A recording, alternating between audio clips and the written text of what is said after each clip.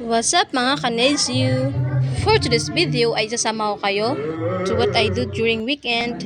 Today is Saturday and nagpa-practice kami preparation for tomorrow's event which is the Lenten season.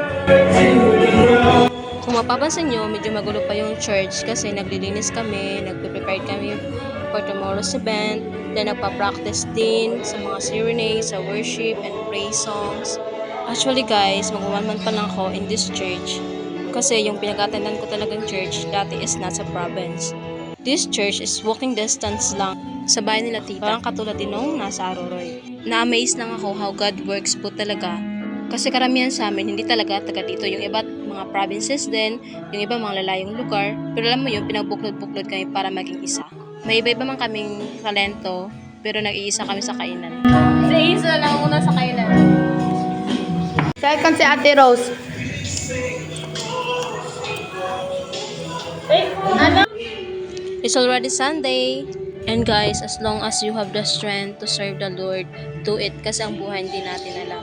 Ito talaga yung pinakamasakit na part. Kasi alam mo yun, Jesus suffered on the cross para sa atin. Yung tayo yung may kasalanan, pero siya yung nagtubos o sumalo ng lahat ng kasalanan natin. Tapos tayo, we are just being blind.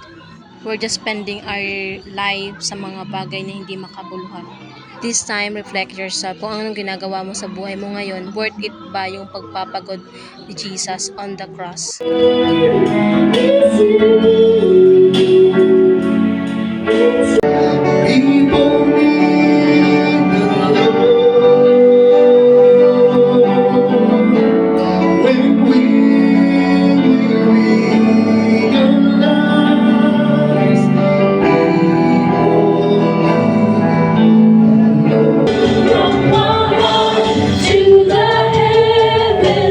Jesus be the center.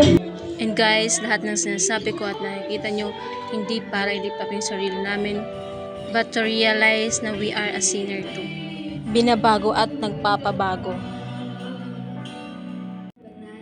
Sa luhay ng mga kahoy, nais ko sanang ligtas ang isang katauhan, ngunit Ama, ang iyong But in fact, Christ has been raised from the dead. He is the first of a great harvest. That's all for today's ganap. I hope you enjoy and you reflect. Since Holy Week na, ingat po tayo kung saan man po tayo pupunta and enjoy with our families. That's it for today. Babush!